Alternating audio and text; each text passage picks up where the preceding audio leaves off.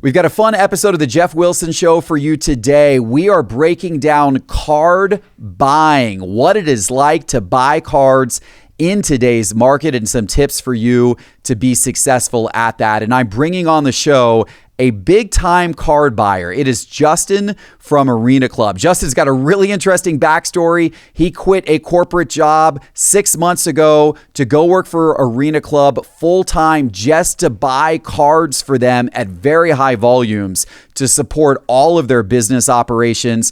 We're going to hear all about this. Of course, Arena Club has been a sponsor here at Sports Card Investor for some time now. We love them. They're a great company. We're going to hear more about their company, and we're going to get some great tips and insights as to what it's like to buy cards professionally. And if you're interested in doing a little bit of dealing on the side, what does the market look like right now? Where are the best deals had? We're going to jump into all of that. So without further ado, let's bring on Justin from Arena Club.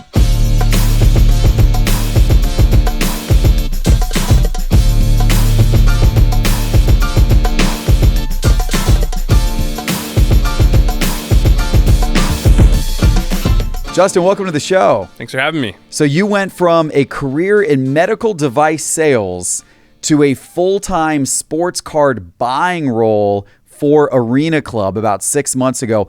What was that transition like, first of all?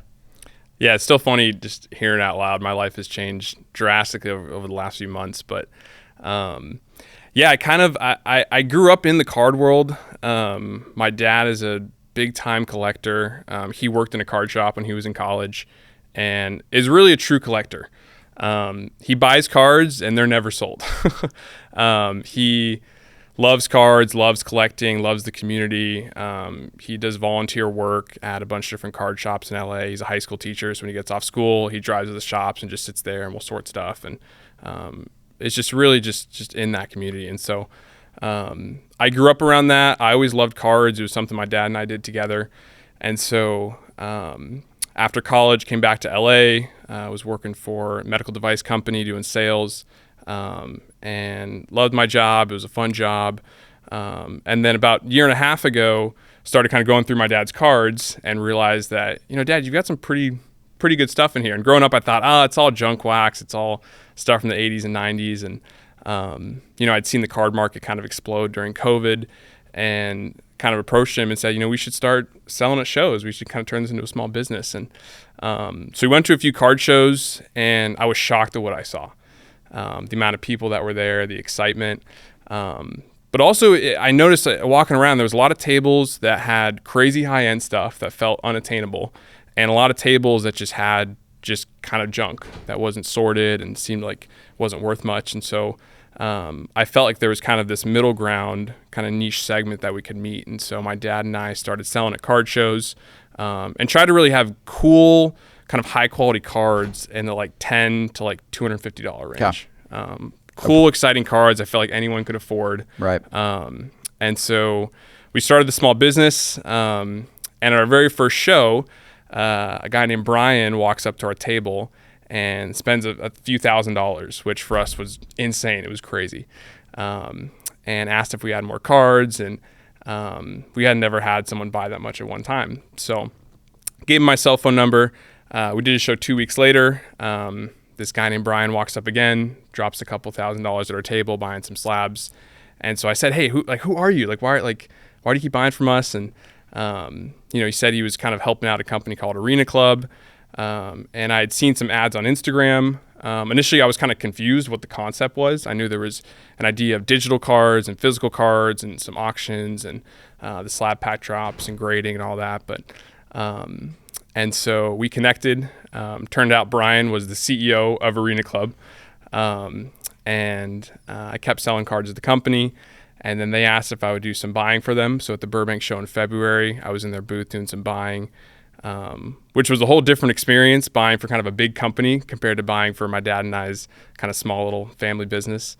Kept in touch with the guys at Arena Club, and then a few months later, they offered me a full-time position and decided to take the leap out of the kind of corporate medical world into cards. And it's been a rush. I feel like I'm still riding that adrenaline high of being at shows and doing cards all day. So it's been exciting. I'm definitely grateful. I'm definitely blessed for the opportunity to be here. And that was about 6 months ago that you made that transition? Yes. Yeah. It's I'm sure it's a big change going from, corporate to the hobby. It's definitely, I imagine you probably had some people in your circles who were like, what are you doing? You're leaving a good sales position for medical and you're going into baseball cards? Like, what's happening here? Yeah, it's funny. When I tell people, I said, I'm doing sports cars. They say, oh, sports cars, like Ferraris, or no, sports cards. It's interesting trying to explain to people who don't kind of know the hobby what actually goes on. And so usually I'll say like, you do like memorabilia, and it makes sense when they say that. But people thought I was absolutely crazy for leaving that job and coming to something that was seemingly much more volatile. But again, it's been fun. I mean, I love my job. I get to travel around the country buying cards. I get to meet amazing people, interact with people from just different states and countries, and it's exciting. But yeah, it definitely was a leap of faith. But the leap has definitely paid off. Yeah. So good. Yeah. Well, I want to dig into that experience around buying cards. I think now, you having professionally done it for several months, there's probably some good observations and insights and tips that you can share with the audience. So we're going to get into that. But tell me what your day-to-day looks like now. So now that you are in this full time, you are in charge of card buying for Arena Club. What does that mean on a day-to-day, week-to-week basis? Totally. So most of my days are not glamorous like a card shows, making big deals with big amounts of cash. Most days I'm in the office and people are sending us spreadsheets with cards. And so usually the spreadsheet is anywhere between 200 to about 2,000 cards on it, all sorted out by price and by sport. And I look at those and I talk with our CFO, and we kind of manage, what is our need for the week. And then we'll go through and we'll pick out the cards you want to purchase. Most of the times we'll end up just buying the whole sheet because people kind of know what we're looking for at the time. And so after we've kind of decided the cards that we want, turns into negotiating, hey, what price we're going to pay for all these, which is always fun because market percentages are always changing. So beginning of the year, even as a dealer at a table, you could pay 70, 80%. It was pretty normal. People were happy with that. And then right around kind of April, May, for some reason, percentages just shot up. Like you had to start paying 85, 90, 95% to get cards. It's kind of come down a little bit in the past few months, but we have to be very adaptable kind of with where the market's at for what percentages people want to pay. But day to day, it's working closely for our slab pack drops that happen on Tuesdays and Fridays with our marketing team to make sure that the cards are bringing in is ready to go for marketing. All the cards get scanned in digitally. And so there's a lot that goes on behind the scenes, from purchasing a card to scanning it to getting it in our system to making sure it's comped several times, that comp is correct, to then actually ready for those slab pack drops. And so I kind of oversee the entire process from when cash is given, a card is purchased, to actually curating, getting those cards in the drops. So most of the time is spent behind a computer, and then on the weekends I get to go out and go to card shows, and that's when I have the real fun. Yeah. So are all of the cards you're buying, are those all for slab packs specifically? So I'd say about 90 to 95% are. Okay. We also launched auctions on our website. And so a good amount of those cards will get placed in those auctions. But 90 to 95% is going to be for those drops every week. And for the audience who maybe isn't familiar with what the Arena Club slab packs are, how those drops work, why don't you talk a little bit about that? Yeah, so Arena Club, we started originally as a grading company. Kind of the main goal of the grading, the marketplace, the slab packs is transparency. We saw there was just a lack of that in the hobby, especially when things kind of blew up in 2020. And so originally it was just a grading company, fully based on transparency. Our CEO, Brian, saw that, it's frustrating when you get a card graded and you don't know exactly why I got that grade. And so every card graded with Arena Club has a QR code on the back. If you scan it, you can actually pull up the rendering. It'll show you exactly why the card got that grade. It's pretty cool. And then there's subgrades on the back of every card too. So we were doing that for a while, and it was going well. And then last year, 2023's national, some of the guys were walking around, and this is when, mystery packs and repacks were really starting to gain steam. And so our guys bought a few and got like absolutely cooked. Got some horrible cards, paid like $50 and got like a $2 card. And so, we saw that there was a market for that, but we felt like we could do it in a way that was more transparent and more fair for the consumer. And so that's kind of when slab packs were born.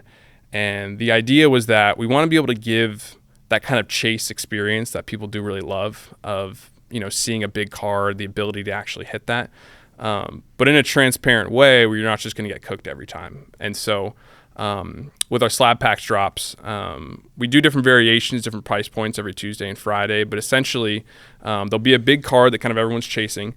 Then there'll be different tier levels. And each tier level will essentially have different kind of price buckets. So maybe the Grail is like a $10,000 card, and then tier 1 is anywhere between $1,500 to like $2,000, and then kind of down.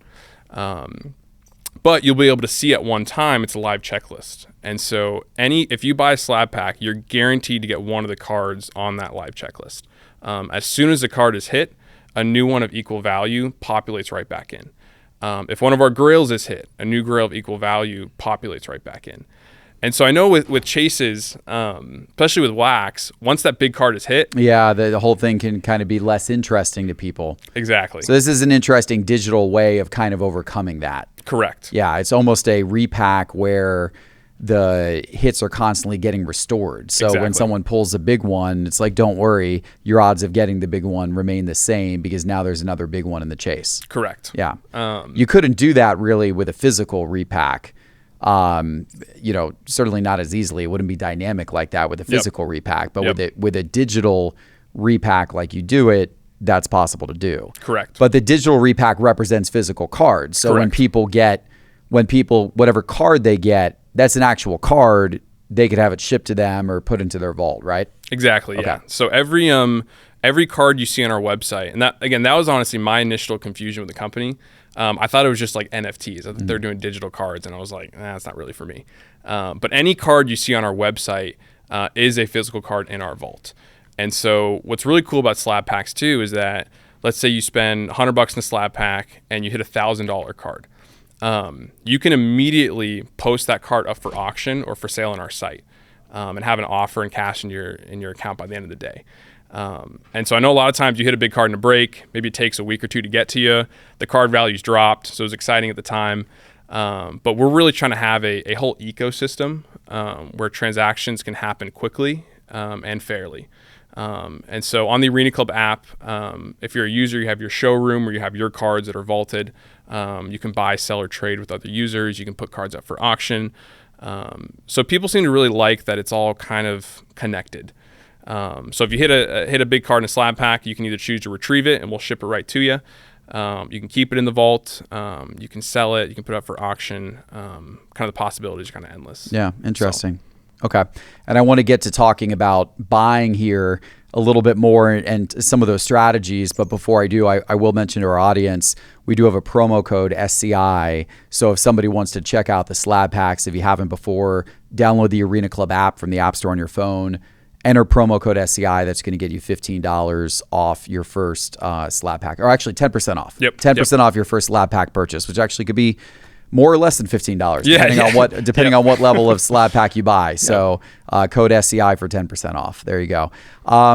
So because you're doing these drops of these slab packs every week, I imagine you have to do a pretty high volume of buying. Is it just you doing it? How are you able to kind of keep up with the demands of replenishing all of those cards on a weekly basis? It's a challenge, but it's a fun challenge. I have a network of buyers around the country who are at shows every weekend, at shops throughout the week. A lot of them are doing this full time. And they're the ones, they're the real champions on the ground. They're the ones who are really feeling our company. And so they're sending me sheets. I'm getting a good amount of sheets every single day of people who are trying to sell us cards. And There's some that we've worked with consistently for a few months, and so there's that kind of trust built in, and so it's a really easy, quick process. When I have new people sending us sheets, obviously we'll take a little bit longer to make sure comps are correct, make sure all the cards are there. But it comes in waves. I mean, if we need cards, and I'll go out in the wild, and right now it's hard to source football cards. And even at some shows in the past 2 weeks at the dealer tables, you're seeing cards that people are just trying to dump, and then cards that are super high. You're not really seeing stuff kind of in the middle. I know usually around week 5 or 6, kind of we have some clear direction on, hey, here's the QBs that are doing great. Here's the QBs that have dropped. Obviously, there's still a lot of speculation in the market right now. Basketball is pretty easy to source. Baseball is pretty easy to source. But football right now, the market is tight. Yeah. It feels like football has been tight all year. Like from, we here at Cards HQ, if you look at our aisles, our baseball aisle is plentiful. Yeah. Like we've had no problem sourcing a lot of high quality baseball cards for the shop. And we actually have significantly more baseball cards than the other sports. Yeah. Basketball is okay. It's more difficult for us to source than baseball. Yeah. But we can get more basketball and keep it in stock. Football's been a challenge. Like our football aisle will get decimated. The showcases will start to look real bare. Yep. And then we'll do a big refill. We'll go to shows. We'll buy big lots, buy dealer tables out, buy big collections, refill it all. And then it feels like it's all gone 2 or 3 days later, and you're back in the same boat again. It's been a hard year to buy football, and especially over the summer as you were working your way up to the football season starting. Yep. Yeah, it's been fun. It's definitely been a challenge. We, other repack company, people do mystery packs. Usually, at least from what I've heard of people who sell to them, the companies can be a bit picky, and so they'll get a sheet, maybe 1,000 cards, maybe they pick out only 500. For us, we're really focused on mainly just making sure that the customer gets value. And so we're pretty easy when we do our buying. Essentially what I tell people is if there's a comp within our ranges, we'll take the card. We want to make sure that when a customer purchases a slab pack, they can easily comp it, easily find the value. Because we do have a buyback option too, which I don't think I mentioned earlier, but you have the option, you pay a 10% premium before you purchase the pack. If you don't like the card, you can sell it back technically and get 80% of the pack value back. Some other companies will do 80-90% of the card value. We just do it on the pack value. And so with that, I like to make sure that the cards in our packs are very easy to comp. So if you get a card, you're not happy with it, you can comp it. Maybe you're a player you don't like, or maybe it wasn't the value you like. You can just do the buyback, and we'll take that card back. So it does make it a little bit easier for us to source. Now we are very, very picky, especially in those higher ranges. So when we're out buying grails, and that's the other thing too, the high-end market has just exploded in the last 2 months. Things have gotten kind of insane in that realm. I know there's a lot of new people who've entered the hobby. And honestly, I think Fanatics Fest was a big part of that. I think there's a lot of people who are coming in and they want to kind of spend big money on big safe cards. And so guys like Aaron Judge, Ohtani, Bobby Witt Jr., you've seen some crazy sales of these cards in the last few weeks. And it's interesting what's kind of happening in the high-end market. And so usually it was easier for us to kind of source high-end cards, but that's also been a challenge recently. So yeah, I mean, it's fun. I mean, the hunt is fun. I mean, I know kind of the same feeling of like hunting and building that set I get to kind of experience every day because I'm hunting for the right cards and, obviously buying for the company, not myself. But yeah, the market changes, but I know hopefully football will stabilize here in a little bit. But if you guys have some football cards you wanna sell, we're buying. So. And Cards HQ is buying too. So yeah, for sure, we're trying to. So you're doing these you got this network of buyers you've set up. They're kind of at different shows scouting for you. You also are going to shows yourself. Yep. And when you go to shows, are you looking for kind of the grail, the high-end cards yourself, or what are you buying? Are you buying out dealer tables? How are you approaching shows? So usually we won't buy out dealer tables because I've got guys in the ground. Some of the guys, they do that, but it's just, I don't know. So the fact that I was the dealer on that side for a while, like I try not to buy out dealer tables because I didn't ever really want to do that personally. I know some people do want that, but usually, I mean, we're trying to be in this for the long run. And so I would rather buy from 15 different tables at a card show, maybe spend $1,000, $2,000, $3,000 at each table, and have really good interactions than go to one table and buy everything. Because again, at these shows, there's just so, I mean, you just see some of these interactions that happen and people getting burned and people bragging about, oh, I cooked this person. They thought the comp was this and I did this. And there's just not enough kind of good, easy deals, I feel like, happening. And so if I'm at a show, I try to make as many deals as possible, as many different tables, just to build those relationships, just kind of let them know who we are as a company, what we're looking for. A lot of times I'll do a deal and then the next week they'll send me a sheet and we'll buy some more cards. So usually if I'm at a show, I'm really trying to do networking. I'm trying to meet people and kind of set up for those long-term relationships, but also hunt for those big cards. And so at Culture Collision this past week, we need some new kind of mini grails, what I call them, cards in the kind of $5,000 to $8,000 range, and then some big grails in the $10,000 to $20,000 range. It was a challenge finding cards, but luckily we actually found one table that had a lot of really good stuff. And so we bought a good amount of grails from that one table. We always like to shout out, the grails or the customers, the shops that we're getting big grails from. Cause I know a lot of those big cards are in people's PCs and it's hard to sometimes let those cards go. But we've got a really great network of buyers who's been really working well with us. Right. So, yeah. You said that, buying got really tough over the summer. You were having to pay pretty significant, percentages of cards. I think you had said you were paying 70 to 80% earlier in the year, but then over the summer, things seemed to heat up and you're having to pay 80, 85, 90% at times to get certain cards. What is that looking like today? And what do you think, what's even sustainable there? Like it's difficult. Obviously, if you're doing a repack product where you can build a little bit of extra margin into it, you may have the allowance to buy a little bit more. Yep. But I think in general, when you're talking about people that are selling singles, whether they're doing it on Whatnot or whether they're trying to turn around and flip them at a card show at a dealer table, or whether it's a shop, trying to buy it to stock their shelves, when the margins get that thin, when you're having to buy at 90% to stay competitive or 85% to stay competitive, and you can only sell for 100% or 105%, that it becomes difficult to make money that way. Yeah, totally. Here's my opinion on what I think happened over the last kind of year. So, like I said, when I was setting up shows with my dad, January, February, if someone walked up with some cards and you offered 75, 80%, people seemed to be happy with it. Kind of in February, March, April, with some of the bigger shows that are going on, what you started to see is that big repack companies started to offer 90 to 110% on case hits and kind of bigger cards, very, very liquid.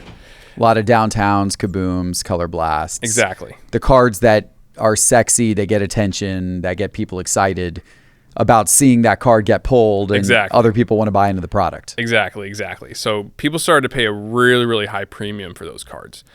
So then what I started to notice, again, being on the other side of actually being a dealer, is that when someone would walk up and I'd offer 85%, they'd say, oh, I can get 100% for all my cards. In my opinion, they weren't paying 100% on everything. They were paying 100% on those case hits, but people kind of got it in their mind that these big repack companies are just paying 100 and 110% on any single card that is out there. And so for a few months, that was the vibe at the show, is that as a dealer, it was extremely hard to buy cards because people had this idea in their head that, oh, I can get 100, 110% for any single card that I have, whether it's a $1 card or a $1,000 card.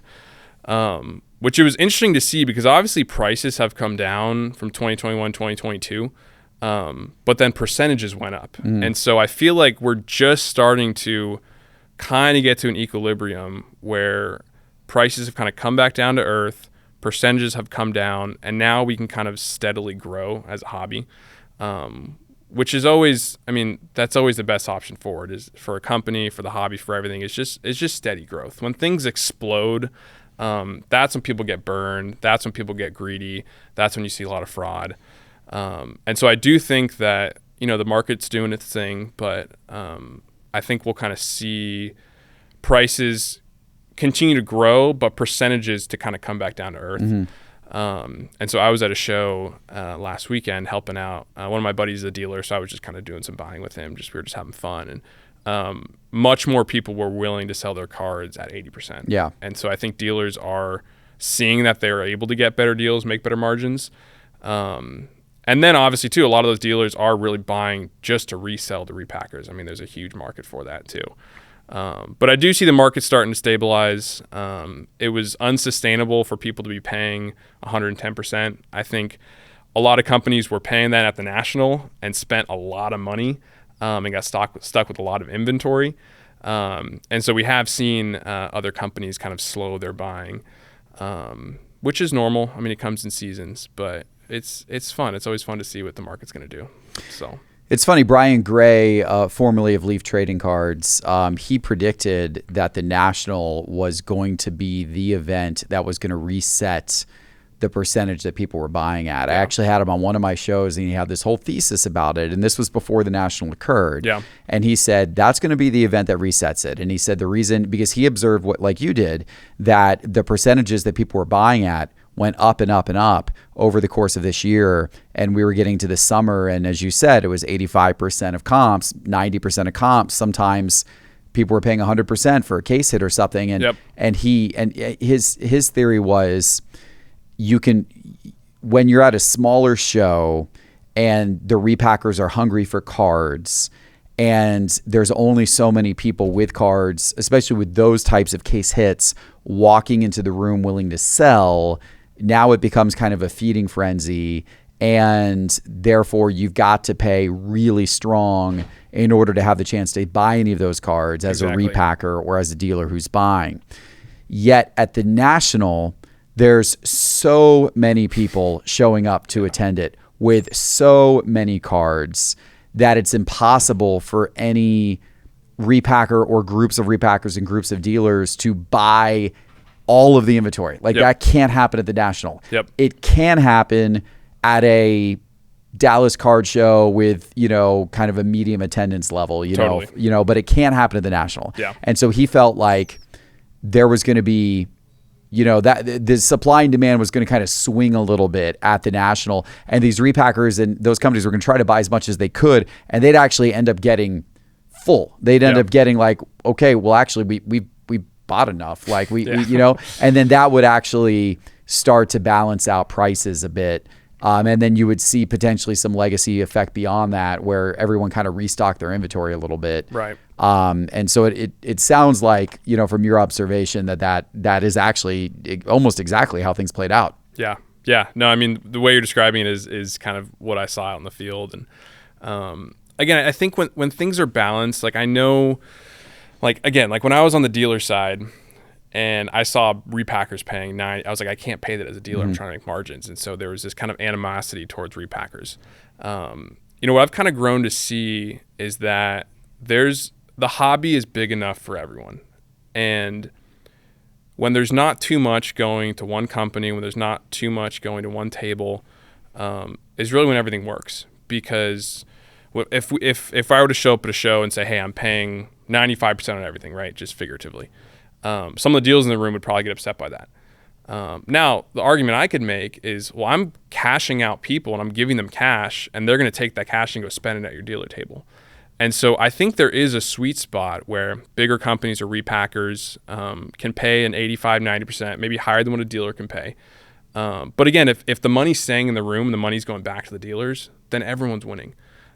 It's when it gets into those 110, 120, things get a little crazy where all the cards are going to one spot, that it just kind of throws everything out of whack. But I'm a big believer that, if whether you're a repacker, whether you're on Whatnot, you're a shop, you're a dealer, if the goal at the end of the day, obviously everyone's got to make money. I mean, that's just, we've got to feed our families, if this is our full-time job, all that. But that has to be priority one. Priority two has to be grow the hobby. And so if that is a strong priority two, we're all going to win. Because if the ecosystem's working the right way, the money's going to be flowing around and everyone's going to be able to get their cut. Everyone's going to be able to get their percentage. It's just when things get so big or companies get so big or you've got one table buying at a show at 120%, it just throws it out of whack. And so I do think there is a sweet spot. I don't know what that sweet spot is. I know different repack companies have talked about just having a standard of like, hey, look, this is what we're all going to pay because we all want everyone to succeed. There's enough cards for everyone. Like, I think that the National's a testament to that. Like, once we start getting into that kind of scarcity mindset, is when we start overpaying, and it's not a sustainable mindset. And so that's the kind of mindset I try and keep is, look, there's enough cards for everyone. There's enough cards for us to do our drops. There's enough cards for you to run a shop. There's enough cards for people to run their whatnot.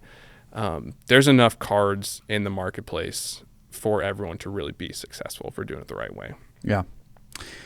Yeah. And I also think that mentality differs a bit by sport. Totally. You know, I mentioned we've had an easier time keeping baseball in stock, yet we sell a ton of baseball. Yeah. And I think what we see in baseball, and I'm curious to hear some of your observations, but I think baseball, having been the most established of the different sports from a collecting standpoint many times over compared to the other sports in terms of the history and the lineage and the number of historical collectors of that sport. Totally. We find baseball appeals more to what I would call kind of a true collector. Like, you know, baseball seems a little bit less about the case hit and the hype, and it seems a little bit more about, I want to get, you know, good cards for my favorite player, my favorite team. I don't necessarily need the shiny case hit. I want, you know, high quality cards, and it doesn't necessarily have to mean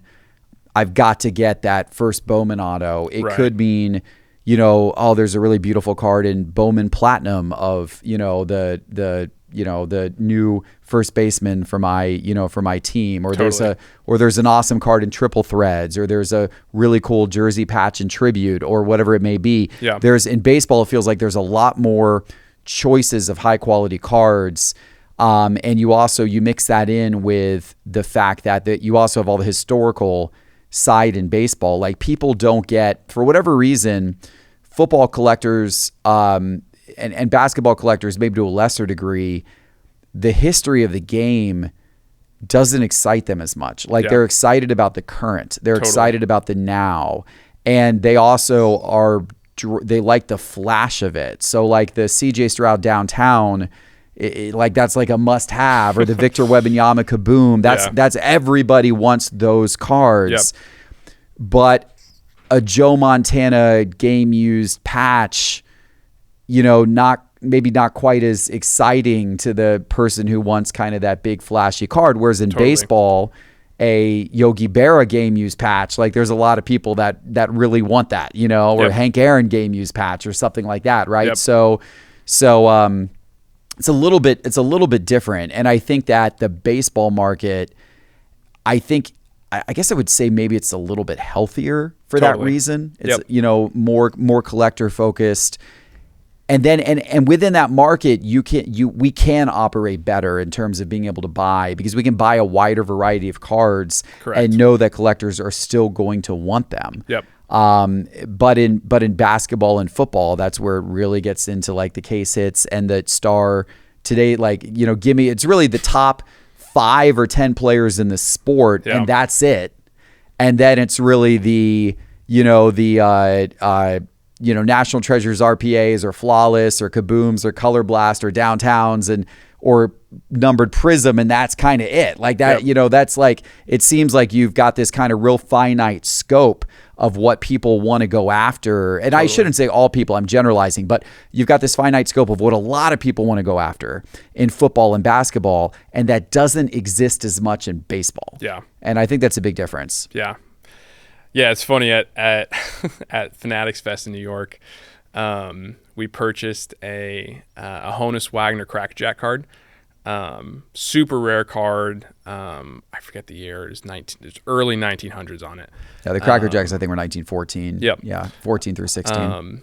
And the card was valued around $10,000 to $15,000. Obviously, depending on this condition, it was pretty beat up. But and then we also bought a Anthony Richardson Black Pandora Downtown PSA 10.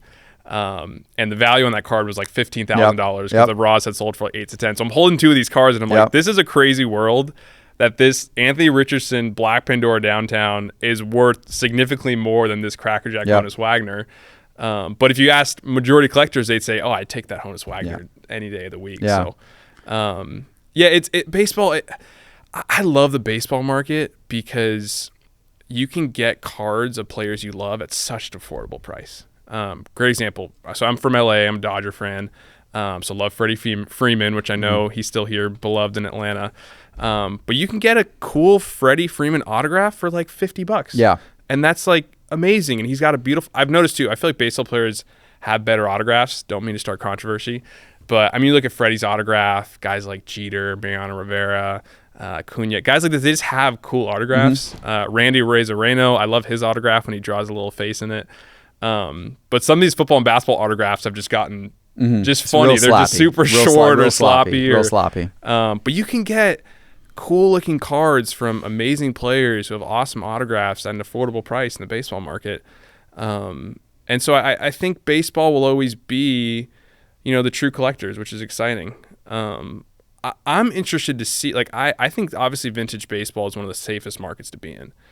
What I'm interested to see is kind of 30 years from now, when my generation is kind of the older guys, whatever you want to call it, will there still be that respect for vintage baseball? Obviously, guys like Ruth, Mantle, Yogi Berra, I feel like those names, Hank Aaron, those names will be there. But a lot of the vintage guys who, my dad knows and loves, I don't really have affinity for those players. Brooks Robinson, maybe. Exactly. That level down, Carl Yastrzemski, that level down. It's like, it's still names we all know, Hall of Famers, but not at the level of Gehrig and Ruth and Mays, right? Exactly. Yeah. Exactly. I think that's a fair concern. I've often thought about that. I think the process of thinking 30 years out and what's going to be those most revered cards in 30 years out is interesting. My prediction on that, and it's at least one of these areas is really where I put most of my card buying, most of my card investment. Really, I think it is going to be Dream Team. I think it's going to be Jordan. I think it's going to be, Barkley and Bird and Magic. I think it's going to be those guys. And my theory on that is, if you think 30 years out from now, those are the stars of our youth, and LeBron as well. I put, obviously Kobe and LeBron as well. I group them in with that group, right? Those were the stars of our youth, and they are, especially the Dream Team guys, they're all in their 60s. Right. They're going to be 20 years from. So the NBA, celebrated its 75th anniversary a few years ago. Think about the 100-year anniversary of the NBA and how big of a deal that's going to be.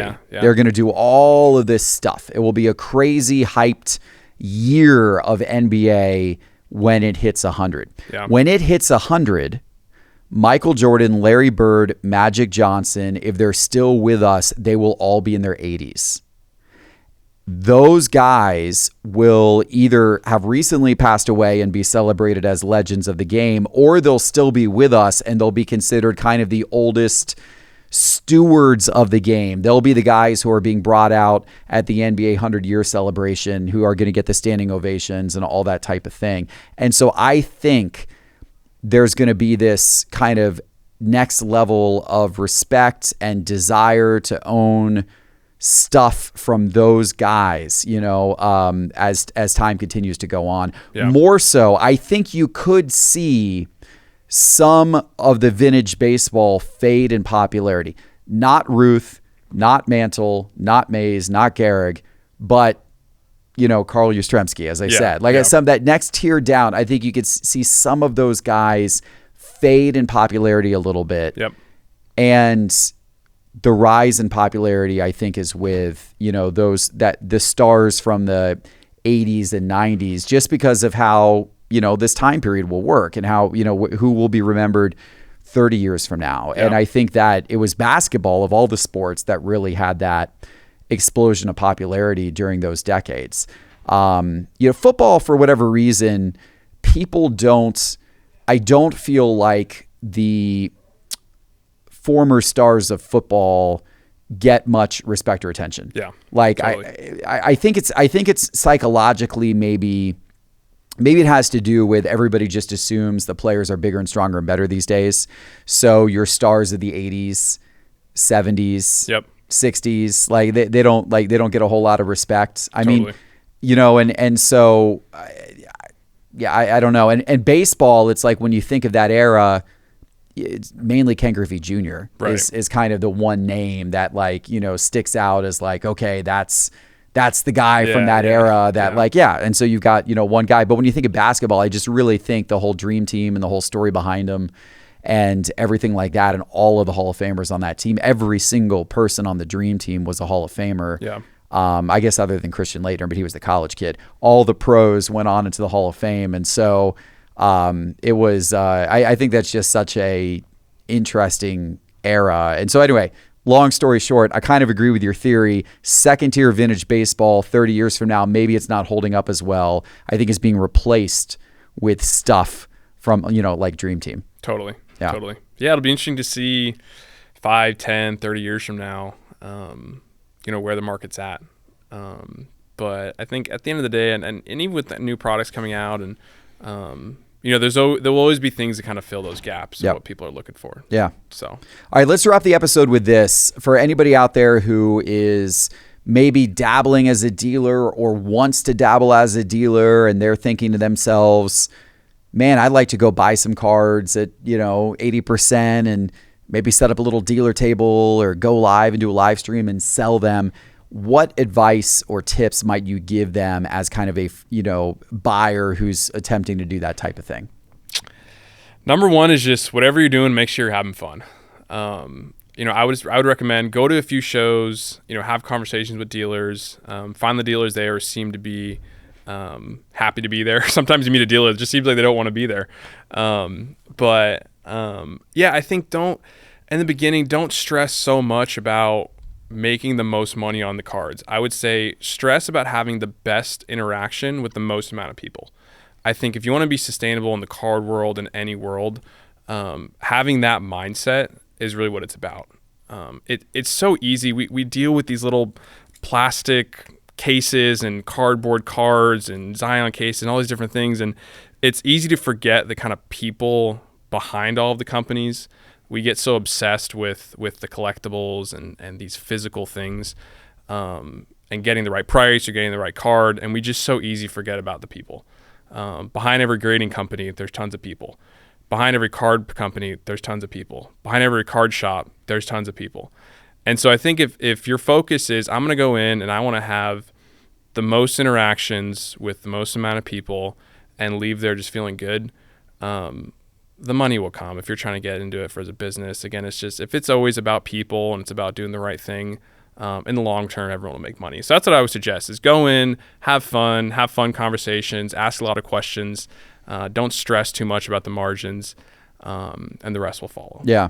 And a lot of it you gain through experience. So by being able to do that and having those types of interactions and experiences, you know, you'll win some and lose some in the early days, but you'll you know, expand your understanding of the entire thing for sure. Totally. And then get better at it as you progress. Totally. Yeah, good. Awesome, Justin. This has been a lot of fun. Thank you for coming on the show. Thanks for having me. Absolutely. Awesome. And to everybody out there watching, make sure to check out Arena Club. Download the Arena Club app on your phone. Use promo code SCI for 10% off your first purchase on Arena Club. And also, make sure you're subscribed to the Geoff Wilson Show here everywhere we're posting these episodes, including our YouTube channel, as well as on Spotify and on Apple Podcasts. We appreciate you watching. We'll see you soon in the next episode. Take care.